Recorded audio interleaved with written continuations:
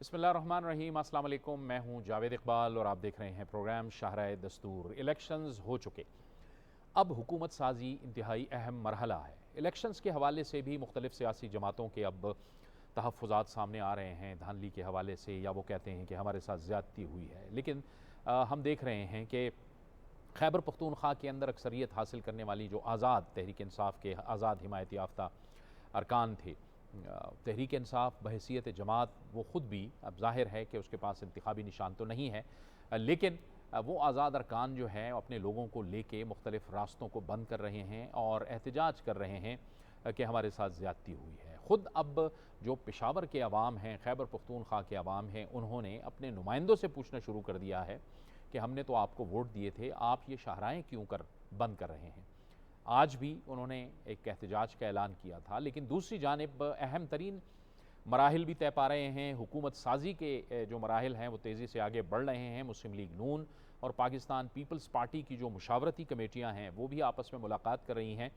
लेकिन इस दौरान मुस्लिम लीग नून की जो अपनी पार्टी है उसकी जो एक अहम मीटिंग हुई थी गुज़श्ता रोज़, उससे भी कुछ खबरें सामने आई कि कुछ अरकान ने मुस्लिम लीग नून के कायद मियां नवाज़ शरीफ को ये मशवरा दिया कि वो विफाक में हुकूमत न लें, पंजाब के अंदर फोकस करें। पंजाब में मुस्लिम लीग नून को अक्सरियत हासिल है और वो उम्मीद है कि आसानी से हुकूमत बना लेगी। दूसरी तरफ पाकिस्तान पीपल्स पार्टी सिंध के अंदर कंफर्टेबल पोजीशन में है। बलूचिस्तान में पाकिस्तान पीपल्स पार्टी ने ऐलान कर रखा है कि वो वहाँ पर इत्तेहादियों को साथ लेकर एक मखलूत हुकूमत बनाएगी। तो क्या हम एक बार फिर एक मखलूत हुकूमत की जानिब मरकज़ में जा रहे हैं? इन तमाम मामलात पर आज हम अपने इस प्रोग्राम में बात करेंगे। इसके लिए हमें ज्वाइन कर रहे हैं सीनियर सहाफ़ी और तज्ज़ियाकार जनाब जावेद सिद्दीक़। जावेद सिद्दीक़ साहब, आपको खुशामदीद कहते हैं। सीनियर सहाफ़ी और तज्ज़ियाकार मोहतरमा फ़ौज़िया शाहिद। फ़ौज़िया साहिबा, आपको भी बहुत खुशामदीद कहते हैं। हमारे साथ मौजूद हैं हमारे कोलीग सीनियर एंकर और तज्ज़ियाकार जवाद फैज़ी। जवाद फैज़ी साहब, बहुत शुक्रिया आपका। और हमें ज्वाइन कर रहे हैं सीनियर तज्ज़ियाकार जनाब सुहेल चौधरी। सुहेल चौधरी साहब, आपको भी बहुत खुशामदीद कहते हैं।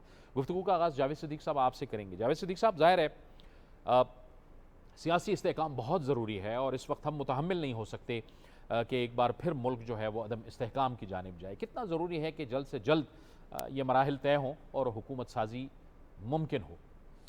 देखिए, मेरे ख़्याल में माफ़ कीजिए, सूरत हाल ये है कि जो मुनक़सिम और तकसीम शुदा मैंडेट है उसकी वजह से डिफ़िकल्टीज़ हैं, दुश्वारियाँ आ रही हैं। वरना अगर किसी एक पार्टी को लोग वोट दे देते इतनी अक्सरियत से कि वो उसके पास मेजॉरिटी कंफर्टेबल होती, तो सेंटर में गवर्नमेंट बन जाती। माजी में होता रहा है। ये डिफ़िकल्टी इसलिए है, लेकिन ये एक टेस्ट भी है, आजमाइश है हमारे सियासतदानों की, सियासी लीडरों की, कि जब एक ऐसी पेचीदा सूरत हाल है, मुनक़सिम मैंडेट है, तो कैसे एक मुल्की मफाद की खातर, पॉलिटिकल स्टेबिलिटी की खातर मिल बैठ कर एक हुकूमत तश्कील देने में कामयाब होते हैं या नहीं। इसमें बाज़ औक़ात आपको कुर्बानी भी देनी पड़ती है in the larger interest of the country. बाज़ औक़ात आपको यानी अपनी पोजीशन से थोड़ा पीछे हटना पड़ता है। ये एक एकोमोडेशन की स्पिरिट जो है इस वक्त दिखाने की ज़रूरत है। पाकिस्तान, जैसे आपने कहा, बेपनाह मुश्किलात का शिकार है। ख़ास तौर पर माशी तौर पे जो हमारी मुश्किलात हैं वो बढ़ती जा रही हैं। आपने देखा कि गैस और पेट्रोल की कीमतें बढ़ रही हैं, अफरात ज़र में इजाफ़ा हो रहा है। हमारे जो एक्सपोर्ट्स हैं उनके बारे में भी इतनी अच्छी खबरें नहीं हैं, तो हम चाहते हैं कि हमारी एक्सपोर्ट्स बढ़ें, फॉरेन एक्सचेंज रिज़र्व शोर अप हों, बढ़े, उनमें इजाफ़ा हो। ये सब चीज़ें हैं और ये एक चैलेंज है, और इसको तमाम सियासी जमातें अपना चैलेंज समझ के एक हुकूमत बनाएं और मुल्क को इकनॉमिकली स्टेबलाइज करें। इससे पहले पीडीएम की जो हुकूमत थी उसको बड़ी एक डिफ़िकल्ट सिचुएशन विरसे में मिली थी, और उसके नतीजे में पाकिस्तान में इन्फ्लेशन बढ़ा, कई और मसाइल बढ़े, पेट्रोल की कीमतें बढ़ी, उसकी कीमत भी देनी पड़ी बाद सियासी जमातों को। तो जो एक जैसे आपने कहा कि पीएमएलएन के अंदर एक है, कुछ तजावीज़ हैं कि जब तक सारी सियासी जमातें कैबिनेट में शामिल नहीं होती उस वक्त तक हुकूमत ना बनाई जाए, ये एक तजवीज़ आई है। इसकी वजह यह है कि ये जो बर्डन है इसको शेयर करना चाहिए। इस वक्त जो है सबको मिल के इस बोझ को उठाना चाहिए, और यही एक उनकी आजमाइश है, और मैं समझता हूँ कि यही गिव एंड टेक है। और मुल्क के वसी तर मफाद में एकोमोडेशन का जो जज्बा है उसको बरूए कार लाना चाहिए। ठीक है फौजी साहिबा, लेकिन बात वही है कि सबको बोझ उठाना चाहिए। जैसे हमने देखा कि पीडीएम की पिछली हुकूमत थी, वो सब इकट्ठे हुए, लेकिन बाद में इलेक्शंस में जाके आपने देखा कि पाकिस्तान पीपल्स पार्टी ने मुस्लिम लीग नून के हवाले से बड़ा जारहाना रवैया इख्तियार कर रखा और फिर हर चीज़ वो उन पे डाल देते थे, मुस्लिम लीग नून पे। तो फिर सियासी जमातों के अंदर भी तो एक बर्दाश्त होनी चाहिए ना कि वो फिर ओनरशिप लें। देखिए, इसमें दो चीज़ें हैं। एक तो सबसे पहले हम ये देखते हैं कि इंतखाबात के बाद क्या हुआ, एक बड़ी बेहतर डेवलपमेंट दिखाई दे रही थी। चाहे वो मुस्लिम लीग नवाज़ की बात करें, पीपल्स पार्टी की बात करें, यही आ रहा था कि शायद कोई इनमें मुफाहमत की बात हो रही है और आसानी से जो मरकज़ की हुकूमत बन जाएगी। तो ये एक कुछ दिन तक तो ये एक थ्योरी चलती रही और पीपल्स पार्टी की जो सेंट्रल एग्जीक्यूटिव का इजलास हुआ उसमें भी तकरीबन इसको एंडोर्स कर दिया गया। अब उसके बाद अचानक जो एक दफ़ा फिर हम ये देख रहे हैं कि अभी किसी सतह पे भी हमें कोई हुकूमत दिखाई नहीं दे रही और ये नहीं समझ रहे कि कौन सी क्या मुस्लिम लीग नवाज़ वो आगे बढ़ रही है या पीपल्स पार्टी। अब हमें थोड़ा सा यहाँ रुकाव जो है दिखाई दे रहा है। एक जो बहुत अहम जिस तरफ आपने इशारा किया है, एक हमें बिल्कुल वाज़े तौर पे ये समझना चाहिए कि पाकिस्तान पीपल्स पार्टी हो या मुस्लिम लीग नवाज़ हो, वो बिल्कुल अपने अपने एक उनका अपनी जो पहचान है, अपनी शिनाख्त है, अपना उनका मैनिफेस्टोज़ है, उस पे उन्होंने इलेक्शन लड़ना था। अगर वो इसी तरह ये करते कि वो मुफाहमत की चलते तो वो एक इलेक्शन की शक्ल बनती नहीं थी। अगर हम ये कहें कि बिलावल भुट्टो ने इलेक्शन की शक्ल बना दी तो शायद वो भी गलत नहीं होगा। एक इलेक्शन इस तरह बन गया कि जिसमें ये पता चल रहा था कि कुछ जमातें जो हैं वो किस तरह आमने सामने आके इलेक्शन लड़ रही हैं। लेकिन दूसरी तरफ हम जो देखते हैं वो बहुत अहम है और वो है चार्टर डेमोक्रेसी। चार्टर डेमोक्रेसी के तहत हमने 2008 में देखा पाकिस्तान पीपल्स पार्टी और मुस्लिम लीग एक जो है उन्होंने हुकूमत बनाई। बिलाशुबा मुस्लिम लीग नवाज़ उस वक्त बहुत जल्दी उसने अपने रास्ते अलग कर लिए मरकज़ में, लेकिन सूबे में ये हुकूमत दोनों की चलती रही। और मेरा ख़्याल है कि अगर उसको थोड़ा सा जायज़ा लें तो उस पर कुछ ज़्यादा तनकीद किसी तरफ से नहीं हो रही थी, ना पीपल्स पार्टी के अंदर से कोई उसमें वो किसी किस्म का इख्तलाफ आ रहा था और ना ही नवाज़ की तरफ से भी कोई इस पर आ रहा था। अब भी जो सूरत हाल जिस तरह बिल्कुल जावेद सदीक साहब ने कहा है, बहुत ज़्यादा एक उसको अलार्मिंग सूरत हाल भी कहना चाहिए, बहुत ज़्यादा संगीन जो है सूरत हाल भी बनती चली जा रही है। क्योंकि जिस तरह हम देख रहे हैं प्रोटेस्ट, अभी आपने बहुत दिलचस्प बात की है अपने इंट्रो में कि जहाँ से अक्सरियत जीती है वो प्रोटेस्ट कर रहे हैं। क्यों प्रोटेस्ट कर रहे हैं? क्या उस अक्सरियत पे उन्हें ज़ाहिर है कि वो 2/3 तकरीबन अक्सरियत बन रही है, अगर उस पर होता है तो ये तो हमारे लिए एक तशवीश की बात है कि वो क्यों इख्तलाफ कर रहे हैं और क्यों इस तरह के रास्ते बंद किए जा रहे हैं, लोगों के लिए मुश्किलात पैदा की जा रही हैं। हमारा कोई इलेक्शंस के हवाले से मेरा ख्याल में अगर माजी में भी देखें तो इस किस्म की सूरत हाल होती रही है। इलेक्शंस नताइज को तस्लीम करना किसी के लिए भी कभी हमने नहीं देखा कि बेहतर हो। हमने वो 35 पंक्चर वाली भी बात सुनी थी जिसमें बहुत ज़्यादा शिद्दत इख्तियार हो गई थी कि बाद में कहा कि वो सियासी बात था। तो कहने से सिर्फ मकसद ये है कि कोई इलेक्शन, फिर हमने ये 2018 वाला बिल्कुल याद होगा कि पार्लियामेंट में बैठे हुए उन्होंने कहा कि हमने अंडर प्रोटेस्ट इसको तस्लीम कर रहे हैं। गो हम ये जानते हैं कि नताइज जो है ये नहीं है, रिगिंग हुई, सब कुछ हुआ, लेकिन अंडर प्रोटेस्ट कर रहे हैं। अंडर प्रोटेस्ट करने का मकसद यही था कि क्यास ना पैदा हो और एक बेहतर तौर पे जो भी है ट्रांसफ़र पार होते हुए आगे चलती जाए। मेरा ख्याल है कि अब भी सूरत हाल इसी नोयत की है। ट्रांसफ़र पार जो है वो अब एक बेहतर तौर पे होने की, और वही बात है कि तमाम सियासी जमातों को 2006 वाली जो बसीरत है उसकी तरफ जाना होगा। उस वक्त तो 2 जमातें थी, लेकिन अब बाकी जमातों को भी उस बसीरत की तरफ जाना होगा कि इस मुल्क में क्या हम दोबारा इंतखाबात के मुतहम्मिल हो सकते हैं? यकीनन नहीं। अभी हमने देखा 50-52 बिलियन जो है वो आपको इलेक्शन के लिए भी चाहिए, फिर तमाम पार्टीज़ के लिए भी चाहिए, और फिर अनसर्टेनिटी जो होती है आप किसी दुनिया में किसी जगह मायदा नहीं कर सकते। तो ये तमाम सूरत हाल जो है, क्या हम ये बर्दाश्त कर सकेंगे कि ये चलती जाए?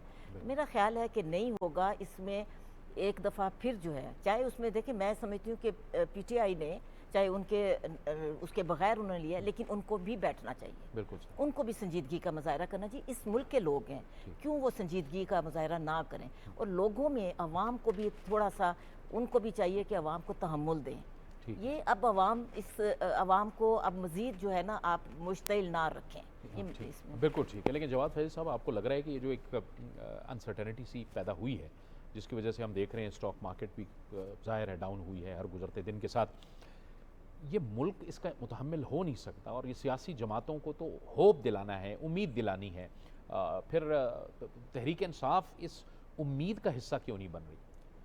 देखें, जावेद इकबाल साहब अभी मेरे सीनियर्स ने बात की है, जून 2020 में ना असम्बली के फ्लोर पे ख्वाजा साद रफ़ीक तकरीर कर रहे थे और वो ये कह रहे थे कि आपकी हरकतों की वजह से, उस वक्त की जो हुकूमत थी, कि आपकी हरकतों की वजह से वो वक्त करीब है जब वजारतें और वजारत उज़्मा लेके फिर रहे होंगे लोग और कोई लेने को तैयार नहीं होगा।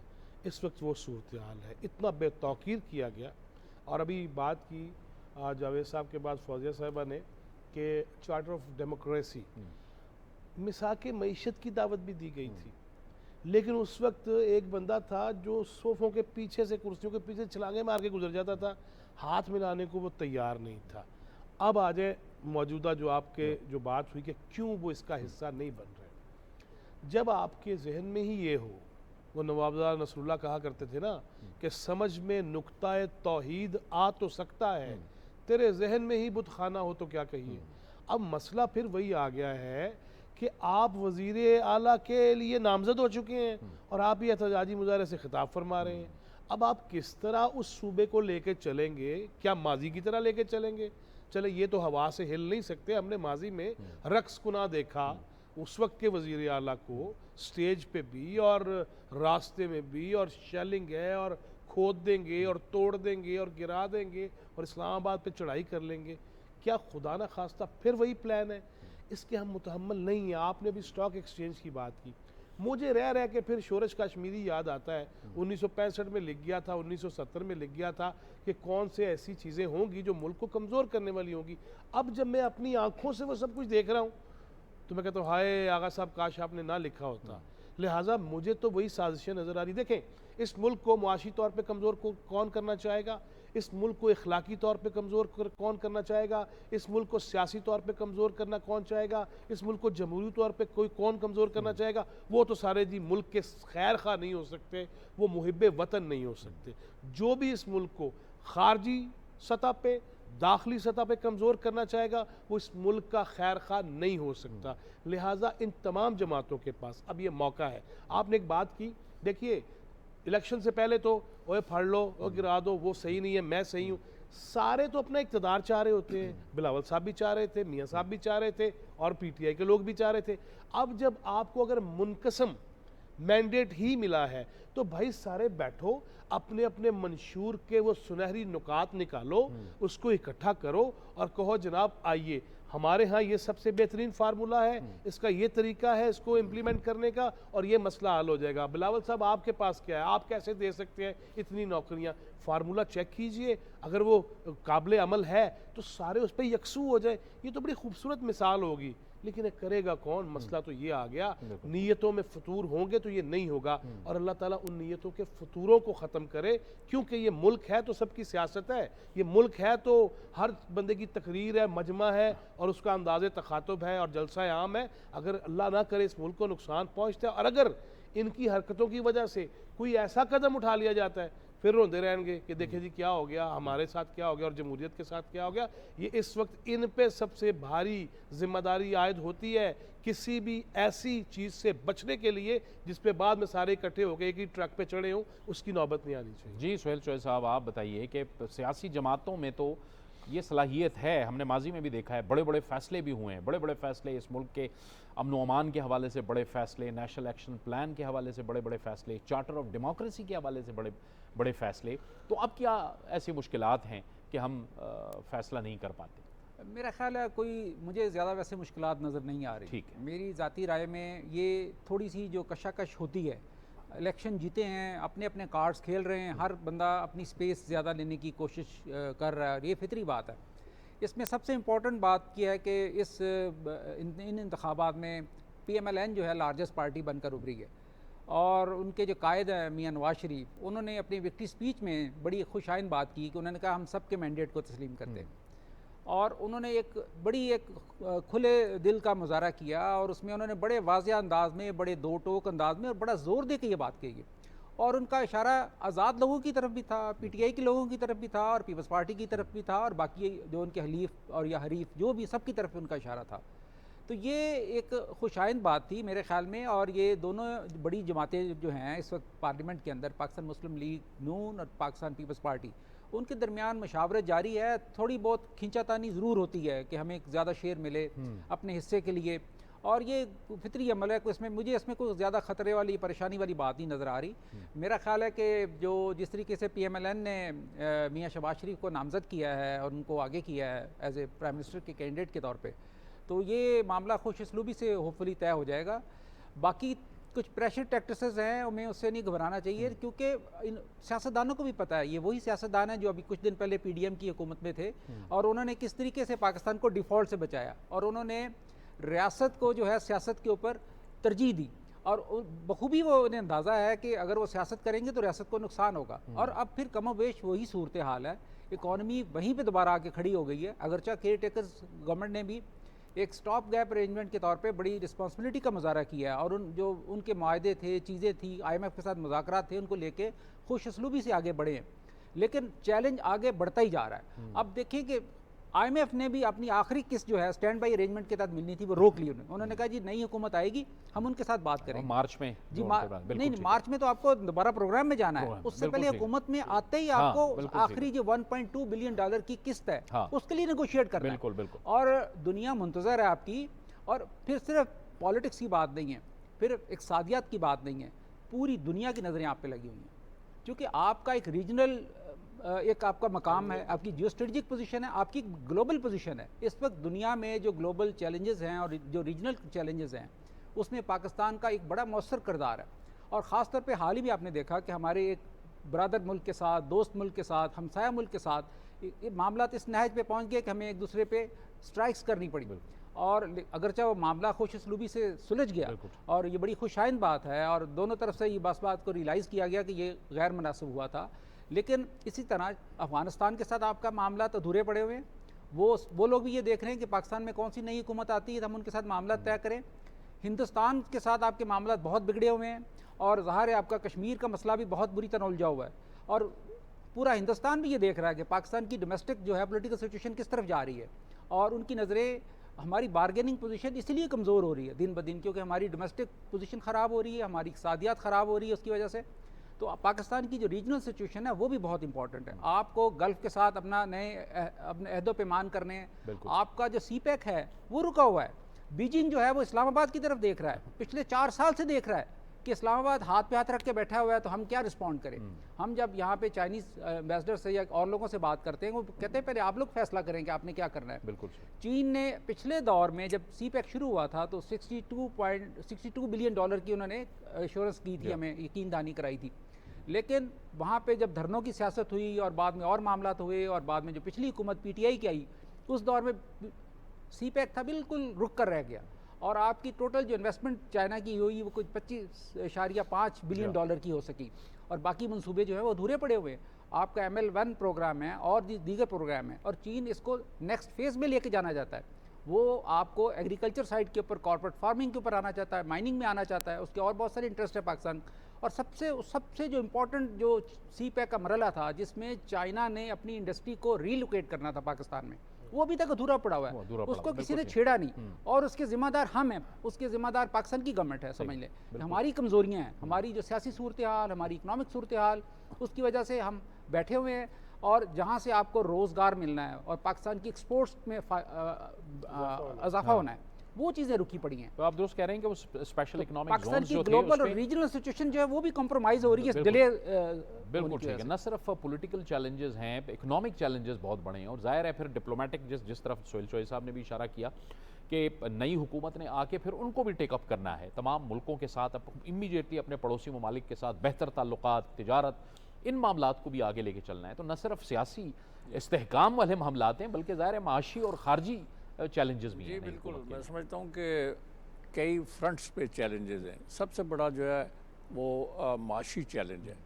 इकॉनमी पाकिस्तान की पिछले चंद साल से मुसलसल एक चैलेंज है और अफरात ज़र बढ़ रही है।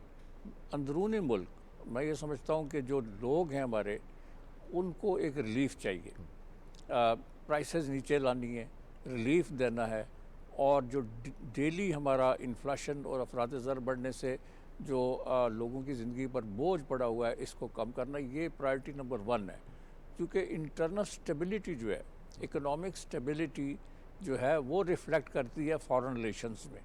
लोग मुतमईन हैं, इकॉनमी स्टेबल है, तो हमारी फॉरेन पॉलिसी भी इफ़ेक्टिव होगी, वरना बातें करने से फॉरेन पॉलिसी ठीक नहीं होती। So I think the first priority should be to stabilise the economy in Pakistan, और उसके लिए सियासी जमातों को, जैसे मैं पहले अर्ज़ कर चुका हूँ, कुर्बानी देना पड़ेगी। अपनी बात पे अड़ जाना कि मुझे फ़लाँ वजारत चाहिए हर सूरत में, या मुझे गवर्नरशिप चाहिए, या मुझे फ़लाँ ओहदा चाहिए, इससे थोड़ा सा हटना चाहिए और एक दूसरे को अकोमोडेट करना चाहिए। पहली बात तो ये है। दूसरी बात ये, जो PMLN जिसको कि ड्राइविंग सीट में लाया जा रहा है या सोचा जा रहा है, या उनके पास अक्सरियत है बिल्कुल, और उनका राइट है, उसके जो कायदे हैं वो कह चुके हैं कि मैं नेबरिंग कंट्रीज़ के साथ ताल्लुकात को बेहतर बनाना चाहता हूँ, जिसका मतलब है कि अफ़गानिस्तान, इंडिया, ईरान और रीजनल कंट्रीज़ जो हैं उनके साथ। और उन्होंने अपने पहले दौर में 13 से 18 तक जो उनका दौर था, उसमें इनिशिएटिव्स लिए थे, अगरचे उनको कीमत भी उसकी देनी पड़ी, लेकिन उन्होंने इनिशिएटिव लिया कि इंडिया के साथ रिलेशंस बेहतर बनाए जाएँ। अफ़गानिस्तान के साथ भी रिलेशंस हमारे बेहतर हो रहे थे। सो आई थिंक वो एक बड़ी सही अप्रोच है। दुनिया भर से हमें ये मशवरा दिया जाता है कि आप अपनी तजारत को बेहतर करने के लिए, इकॉनमी को बेहतर करने के लिए नेबरिंग कंट्रीज़ के साथ तजारत शुरू करें, नेबरिंग कंट्रीज़ के साथ रिलेशंस बेहतर करें, और इससे आपकी इकॉनमी जो है स्ट्रेंथन होगी और कनेक्टिविटी जो है उसको बढ़ाना चाहिए। सो आई थिंक उनकी तो प्रायोरिटी है। अब उन्होंने बाकी जमातों को साथ ले कर चलना है, और बाकी जमातें जो हैं वो इस एजेंडे पे, वो यकीनन उनको इस बात का एहसास है कि पाकिस्तान पीछे रहता जा रहा है इकनॉमिकली। हमारा जो पड़ोसी मुल्क है मशरक़ में इंडिया, उसके बारे में लोग कहते हैं कि जो हमसे बहुत आगे निकल गया। उनकी पॉलिसी ऐसी है कि इकॉनमी में उन्होंने बड़ी जस्त लगाई है। हम ज़रा पीछे रहेंगे तो हमें इस गैप को पूरा करना है।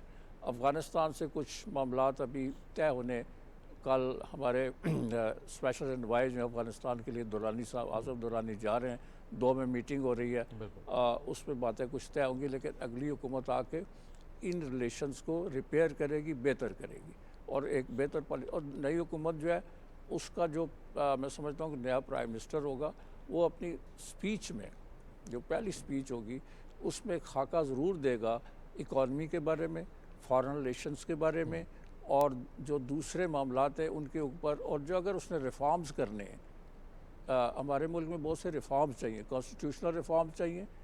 एहतसाब के निज़ाम को, एक तस्वर यह है कि एहतसाब का जो निज़ाम इस वक्त है वो तितर बितर हो चुका है, उसको दोबारा करना है, और किस तरह का एहतसाबी निज़ाम होना चाहिए, ये भी, उस पर भी बात वो करेंगे। तो प्राइम मिनिस्टर जो भी बनेंगे, अल्लाह करे जल्द ही ये फ़ैसला हो जाए, तो मैं समझता हूँ कि वो एक अपनी पॉलिसी स्पीच देंगे, जिससे सारे खदोखाल वाज़े हो जाएंगे कि नई हुकूमत की प्रायोरिटीज़ क्या है, वो किस तरफ जाना चाहती है। ये आपने शुरू में बात की, मैं फौजी साहिबा आपकी तरफ भी आता हूँ। आपने बात की कि तमाम सियासी जमातें आएँ, वो अपने कुछ एजेंडे अपने सामने रखें। पहले तो हम चार्टर ऑफ डेमोक्रेसी की अगर बात करें तो 2 बड़ी सियासी जमातों के दरमियान तो वो हुआ, लेकिन उसको भी तो फैलाने की ज़रूरत है ना, उसको भी तो एक्सटेंड करने की ज़रूरत है। उसके बाद हम चार्टर ऑफ इकॉनमी, ये बहुत ज़रूरी है कि कम से कम एक तो ऐसा एजेंडा है जो तमाम सियासी जमातों का एक फोकस होना चाहिए, ताकि तमाम सियासी जमातें उस पर आके बैठें। जावेद भाई, बात पता है क्या है, जब वो 2 जमातों ने ये किया तो उसके बाद ही तीसरी जमात ने ये जहर घोला कि देखो मौका हो गया है। हालांकि चाहिए तो ये था कि आदाब पे, एक दूसरे को मुखातिब करने पे, मुल्क की सिमत दुरुस्त करने के हवाले से, मुआशी तौर पे, इखलाकी तौर पे, दिफाई तौर पे और खारजी तौर पे और दाखिली तौर पे खारजी तौर पे, ये सबको लेकर चलना था। लेकिन वो ऐसा एक इल्ज़ाम लगाया और ऐसा ज़बान ज़द-ए-आम कर दिया, एक गाली कल्चर, एक इल्ज़ामी कल्चर, और उसके बाद ये तासर दिया गया कि ये जो मिसाके जमहूरियत है ना, ये बेसिकली कोई खाने पीने का मामला है। आज भी आप देख लें लाहौर में क्या हो रहा था, आज भी आप देख लें पेशावर में क्या हो रहा था, आज भी देख लें मुल्क के मुख्तलिफ इलाकों में क्या हो रहा था। हालांकि समझ उन्हें सारी है, लेकिन वो जो तोता कहानी है ना रटी रटाई, उससे पीछे नहीं हटा जा रहा, और ये मुल्क के लिए ज़हर कातिल है। इनको सब पता है। क्या इन्होंने नहीं देखा जब 2018 के इलेक्शन से पहले एक शख्सियत खड़ी होती थी, मेरा 1 डाउन ये है, 2 डाउन ये है, मुल्क पूरा डाउन हो गया और वो पता ही नहीं चल रहा कि अप डाउन और नीचे डाउन और क्रैक डाउन बल्कि हो गया। चौधरी साहब सही फरमा रहे। बात ये है कि क्या इन्होंने कारकर्दगी देखी नहीं? क्या इन्होंने मक्का और हरम मक्का वाली घड़ियाँ देखी नहीं? क्या वो किधर है गोगी साहबा, वो क्यों नहीं वापस आ रही, क्यों नहीं सामना कर रही? बात यह है कि सब कुछ देख के भी, मैं इद्दत मुद्दत पे नहीं जाता, लेकिन सब कुछ देख के भी वो कह रहे हैं कि गाली कोई नहीं। तो आप जहन साजी जो आपने कर ली और फिर चलती फिरती कसर इसने निकाल दी कि इससे हमने पॉजिटिविटी की बजाय नेगेटिविटी लेना शुरू कर दी। आप बच्चे को आज पूछ ले, बच्चा जो है वो चीखना चिल्लाना पसंद करता है, क्योंकि उसने 24-24 घंटे देखा ही है कि एक बंदा अकेला ही कंटेनर पे है और बंदा भी आगे कोई नहीं, और 24 घंटे वो गुफ्तगू जब दिल करता है वो कंटेनर की निचली सतह से ऊपर आता है और फिर नीचे जा रहा है तो उसको दिखाया जा रहा है। दूसरी बात, हमारे जहन इस तरह के बना दिए कि संजीदा गुफ्तगू हम पसंद नहीं करते। रेटिंग देख लें प्राइवेट चैनल्स पे कि जिसमें आप गंदी गुफ्तगू जुमानी करेंगे, ये हमने कल्चर बना दिया। इसकी तरफ वापस आना होगा। और मुझे एक उम्मीद, जिस तरह चौधरी साहब कह रहे थे ना, मुझे तो ये उम्मीद नज़र आई है कि जब मौलाना फजल रहमान के गोडे पकड़े ना जाके उन्होंने, तो अब वो मदजिल्लाहुल आली दामत बरकातुहुमुल आलिया हो गए हैं। और ये सारी चीज़ें मुझे इससे चले शर से खैर भी निकाल लेनी चाहिए। लेकिन जो आपने बात कही कि इन्हें मईशत पे ये अब कॉल्स नहीं जा सकती कि जनाब IMF वालों मत देना, अब ये कॉल्स नहीं जाने की जरूरत होनी चाहिए। और अगर दोबारा हुई तो फिर आप समझ जाएंगे एजेंडा किसका क्या है। ये एक अहम बात जो हम इलेक्शन से पहले भी करते रहे फौजिया साहिबा, और बार बार करते रहे कि इस इलेक्शन को बहुत बड़ा सामना होगा फेक न्यूज़ का, डिसइंफॉर्मेशन का, प्रोपेगेंडे का, और वो हमने देखा। लेकिन फेक न्यूज़, डिसइंफॉर्मेशन ये रही है और ये एक सैलाब रहा है। यानी सच, हमने एक रिपोर्ट भी बताई, वर्ल्ड इकोनॉमिक फोरम की रिपोर्ट थी कि जिन मुल्कों में इंतखाबात होने जा रहे हैं, इन मुल्कों के इंतखाबात को इन इन्फॉर्मेशन का, डिसइंफॉर्मेशन का, प्रोपेगेंडे का सामना करना होगा, और इससे बहुत बड़े ख़तरात लाहक हो गए हैं और हम बदकिस्मती से इससे गुजर रहे हैं। आप ये देखें ना कि अभी भी जो कुछ हो रहा है, जिसकी तरफ इशारा किया जा रहा है कि लाहौर में क्या हुआ, पेशावर में क्या हुआ, आज इस्लामाबाद में भी यही सूरत हाल थी, सब कुछ। लेकिन ये है कि ये क्या डिसइंफॉर्मेशन ही है ना। इससे बड़ी डिसइंफॉर्मेशन क्या होगी और क्या लोग क्या समझेंगे कि जहाँ आप अक्सरियत ले रहे हैं वहाँ आप एहतजाज कर रहे हैं। ये क्या है? ये कोई इंफॉर्मेशन नहीं है, ये एक कहीं ना कहीं से कोई, मैं तो समझती हूँ कि जो एजेंडे टीवी पे चलते हैं, अभी आपने प्राइवेट चैनल्स की बात की है, वहाँ सब एजेंडा चलता है, वही एजेंडा कहीं ना कहीं वो चल रहा है। देखिए अभी जो हम पहले बात कर रहे हैं, मेरा ख्याल है हमें उसी पे दोबारा आना चाहिए।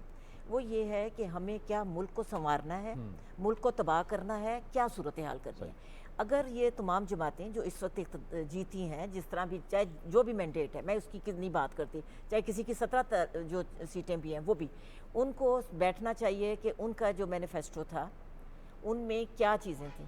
अगर आप सबके मैनिफेस्टो देखें तो उसमें इकॉनमी सर फहरिस्त नज़र आती है, फिर इसके साथ साथ जो है इंटरनेशनल रिलेशंस जो हैं वो दूसरे नंबर पे, तकरीबन सबका एक ही एजेंडा है। अब जब आप एक ही एजेंडा, वही चीज़ लेके चल रहे हैं, तो फिर इख्तलाफ किस किस्म का है?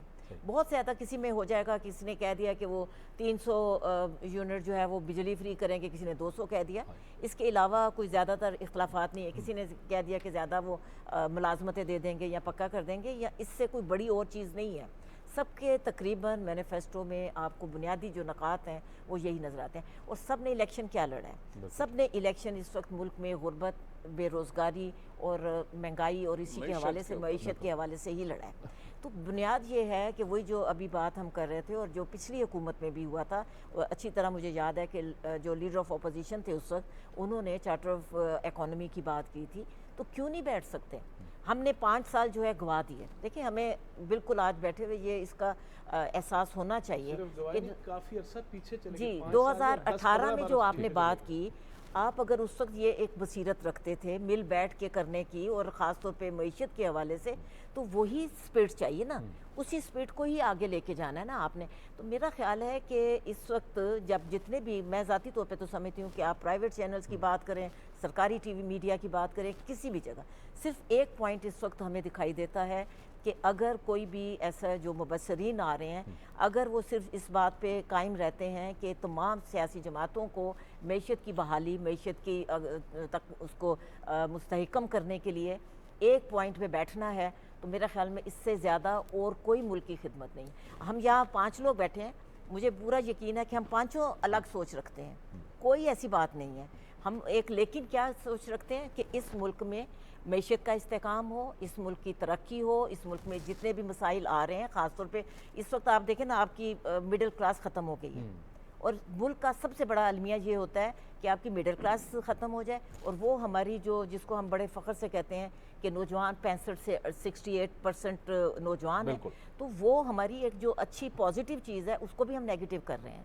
ये जो ताकत होती है ये हमारे लिए बड़ी मुफीद हो सकती है, तो ये उसके लिए उनको अकोमोडेट करना है, नौजवानों को हमने राह दिखानी है।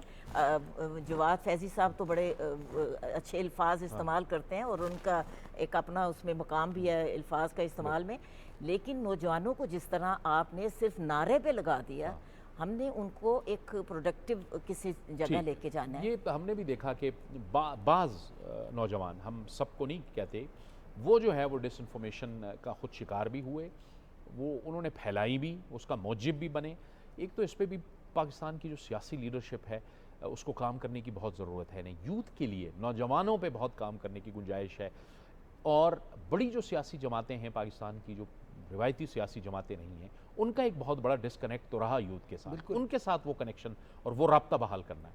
देखिए, मतलब जो हमारी रिवायती सियासतदान है वो, मतलब ख़ास तौर पे जो पंजाब में जो लार्जेस्ट पार्टी रही है पिछले 25-30 साल से, वो पाकिस्तान मुस्लिम लीग नून है, और उन्होंने हमेशा कारकर्दगी पे, इंफ्रास्ट्रक्चर पे, एजुकेशन पे, हेल्थ के ऊपर, इन चीज़ों के ऊपर जोर दिया, और उन्होंने कहा हम अपनी परफॉर्मेंस दिखाएंगे और लोगों से वोट लेंगे। लेकिन रवायती तौर पे पाकिस्तान का यूथ पाकिस्तान की पॉलिटिक्स के साथ ऑलरेडी काफ़ी कोई, मतलब वो डिस्कनेक्ट ही था। लेकिन हम इसका क्रेडिट बहरहाल एक सियासी जमात को जाता है कि उन्होंने यूथ को पॉलिटिक्स के अंदर वो मेन स्ट्रीमिंग ज़रूर किया, उनको सेंसिटाइज ज़रूर किया, लेकिन उन्होंने उनकी महरूमियों को उजागर किया और उन महरूमियों के अजाले के लिए कोई रास्ता नहीं दिया उनको। उन्होंने 3-3.5 साल 4 साल हुकूमत की। उन जो पाकिस्तान की यूथ है, जो पाकिस्तान की सबसे बड़ी इस वक्त जो आपकी पॉपुलेशन है, वोटिंग पॉपुलेशन, वो यूथ है आपकी। आपका जो फ्यूचर भी, हाल भी और फ्यूचर भी अब आपका यूथ है, और उनको ये खुशाइन बात है, उनको पॉलिटिक्स के अंदर मेन स्ट्रीमिंग किया गया, लेकिन क्या उनको फेक न्यूज़ की बुनियाद के ऊपर उनकी महरूमियों को उजागर करके उनको मेन स्ट्रीम किया जा रहा है? ये अफसोसनाक बात है। और अब ये जो पाकिस्तान की 2-3 बड़ी पार्टियां हैं, पाकिस्तान मुस्लिम लीग नून है, पाकिस्तान पीपल्स पार्टी है, और भी दूसरी जमातें हैं, उन पे ज़िम्मेदारी आयद होती है कि वो पाकिस्तान के यूथ को इंगेज करें और मीनिंगफुल अंदाज में इंगेज करें। अब पाकिस्तान की यूथ को आप ये नहीं कर सकते कि कोई उनको चीज़ें दे के और उनको कुछ मराद दे के और आप कहेंगे जी हम आपसे वोट ले लें। नहीं, उनको आपको अच्छी गवर्नेंस देनी होगी, उनको मेरिट उसको उन्हें साबित करना होगा। मेरिट होता है बहुत सारी जगहों पे, ये नहीं कि बिल्कुल ही मेरिट के खिलाफ पाकिस्तान में सब कुछ हो रहा है, लेकिन उन्हें एंगेज करना होगा, उन्हें यकीन दहानी करानी होगी कि ये मेरिट हो रहा है पाकिस्तान के अंदर, और यूथ को अपने साथ लेकर चलना होगा। यही पाकिस्तान का फ्यूचर है, इसे हम डिसएंगेज नहीं कर सकते। और ये सबसे बड़ा चैलेंज है पाकिस्तान की रिवायती पॉलिटिकल पार्टीज़ का। अगर उन्होंने इसके ऊपर तवज्जो ना दी तो बस इनका फिर जो है, इनके मुस्तकबिल के ऊपर हम तरस ही खा सकते हैं। बिलाशुबा इनका एजेंडा ठीक है, इनका इकनॉमिक एजेंडा ठीक है, इनका पॉलिटिकल एजेंडा ठीक है, लेकिन यूथ को अपने साथ एंगेज किए बगैर मीनिंगफुल अंदाज में यूथ को साथ लेके, उनके दिलों की धड़कनों को अपने साथ लेके चलें, तो फिर ये इन्हें कामयाबी मिल सकती है। बिलाशुबा इनका एजेंडा ठीक है, पाकिस्तान को ये आगे लेके जाना चाहते हैं, लेकिन यूथ के बगैर आगे नहीं जा सकते।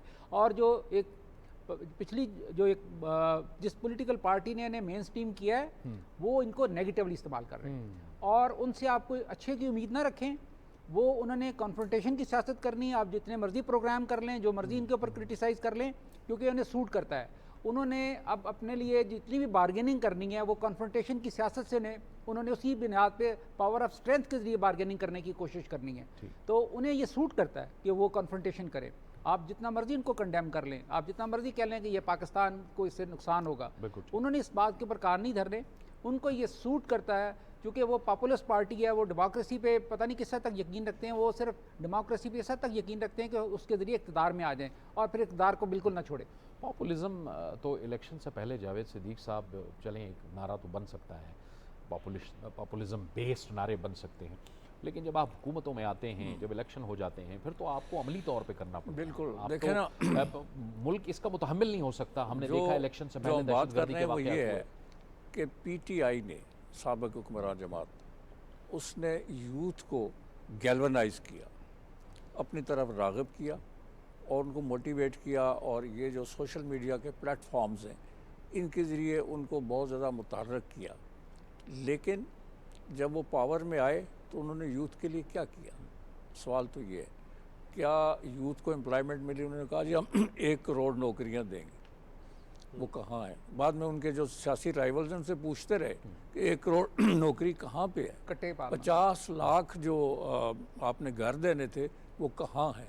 उनके दौर में तो खुद खान सर, साहब, घर तो दूर की बात, कुक्कड़ भी नहीं मिला जिसकी ठीक बड़ी है, तशहीर होती थी। अच्छा, और खान साहब ने एक दफ़ा एडमिट किया कि हमें पहले 2 साल तो समझ नहीं आई कि हुकूमत कैसे करेंगे, क्या हुकूमत का अंदाज होगा, क्या स्टाइल होगा। यानी वो अपनी इस इतराफ़ कर चुके हैं। सो मैं समझता हूँ कि उन्होंने ना, उनके पास कोई रोड मैप नहीं था, उन्होंने बातें कर दी, ख्वाब दिखा दिए, ख्वाबों की ताबीर उनके पास करने के लिए कोई चीज़ नहीं थी। मिसाल के तौर पे उनका ये ख्याल था, एक ख्वाब था, एक परसेप्शन था कि बैरून मुल्क से बड़ी मिक़दार में डॉलर्स आएंगे, यहाँ पे इन्वेस्टमेंट होगी, ओवरसीज़ पाकिस्तानीज़ हमारा एक एसेट है, और वो भी पूरा ना हो सका। यानी यहाँ पाकिस्तान में कोई बड़ी इन्वेस्टमेंट नहीं हुई, डॉलर टर्म्स के अंदर या बैरून मुल्क से इन्वेस्टमेंट नहीं आई। तो उन्होंने इकनॉमिकली मुल्क को फंसा दिया, यूथ जो था फ्रस्ट्रेट हुआ। सो मैं समझता हूँ कि अब जो नया फेज़ है उसमें जो सियासी जमातें हैं उनको पाकिस्तान के इस यूथ को, जिसे हम इंजन ऑफ ग्रोथ भी कहते हैं, जिन पर पाकिस्तान के फ्यूचर का इन्हिसार है, उसके लिए कुछ करना चाहिए।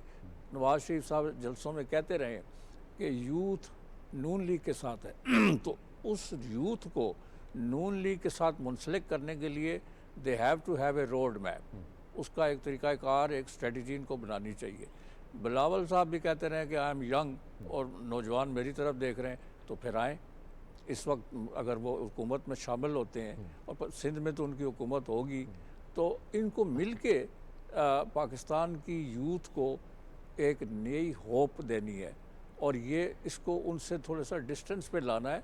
कंक्रीट टर्म में अगर काम करेंगे, उनके लिए बेहतर करेंगे, उनका फ्यूचर उनको ब्राइट नज़र आएगा, तो नौजवान उनकी तरफ राग़िब हो जाएंगे। ज़रूरी नहीं है कि वो कैप्चर्ड और एक ऐसी ऑडियंस है या एक ऐसे लोग हैं जो कि एक सियासी जमात ने उन पर कब्ज़ा कर लिया।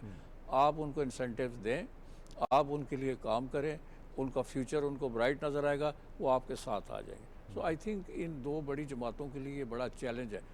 ज़ुबानी कलामी तो कहते हैं कि जी हम इन यूथ को हम अपनी तरफ लाएंगे, लेकिन उसके लिए they have to take steps. Jawad साहब, आपको जो इस वक्त बज़ाहिर ऑन ग्राउंड सिचुएशन नज़र आ रही है, जिसमें मुज़ाकरात भी हो रहे हैं, हुकूमत साजी के लिए बातचीत भी हो रही है, आपको लग रहा है कि मरकज़ में एक बार फिर हम मखलूत हुकूमत ही की तरफ जा रहे हैं और मामलात जो हैं वो मंतकी अंजाम तक पहुँच जाएंगे? हर 2 सूरतों में मखलूत ही होगी। अच्छा, कि वो किसी न किसी को मिल के करना पड़ेगा ना। देखिए, 2 चीज़ें हुई जावेद साहब, आपने फेक न्यूज़ की बात की। अब फेक न्यूज़ और सोशल मीडियम, मैं तो मीडियम कहता हूँ लेकिन उर्फ़े आम में सोशल मीडिया कहा जाता है, हालांकि मीडिया पे वो तोहमत है, अगर उसे मीडिया कहा जाए तो अच्छी चीज़ें अगर नहीं है तो एहतजाज का हक भी आइन और कानून के अंदर। जगह साहब, इसमें जो इस वक्त सोसाइटी में जितना भी हिजान और इस्तराब बरपा हुआ है, उसमें बुनियादी वजह यह है कि जी इलेक्शन फेयर नहीं हुए।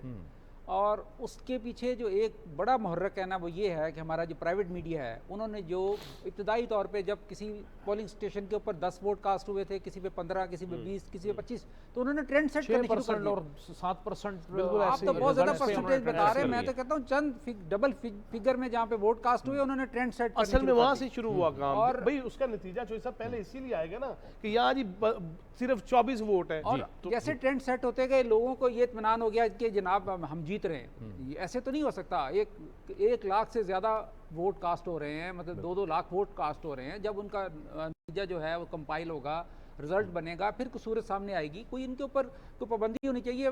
माशरे में बिगाड़ और सियासी जमातों को इस इंतहा पे लाने पे और कन्फ्रंटेशन में लाने पे इन प्राइवेट गैर जिम्मेदार जो इलेक्ट्रॉनिक मीडिया इसका बड़ा मेजर उसका बड़ा किरदार है। किरदार। बस वक्त ख़त्म हो गया। बहुत बहुत शुक्रिया सोहेल चौधरी साहब, जवाद फैज़ी साहब, Thank you. जावेद सिद्दीक साहब और फौजिया शाहिद साहब, आपका बहुत बहुत शुक्रिया। इस वक्त जो एक सूरत हाल है इसमें हम किसी तौर पे भी माशरे के अंदर हैजान की जो कैफियत है उसके मुतहम्मिल नहीं हो सकते। मुल्क को इस्तेहकाम की तरफ जाना है, बेयकीनी की सूरत हाल से निकलना है और हमें लग रहा है कि जो इलेक्शन के बाद पाकिस्तान की जो बड़ी सियासी जमातें हैं वो आपस में बात कर रही हैं। उम्मीद करते हैं कि जल्दी वो किसी नतीजे पर पहुँचेंगी। अभी आइन और कानून के अंदर रहते हुए उनके पास गुंजाइश मौजूद है। हुकूमत साजी के मराहिल जो हैं उम्मीद करते हैं कि जल्द तय पा जाएंगे। इजाज़त दीजिए, अल्लाह हाफ़िज़।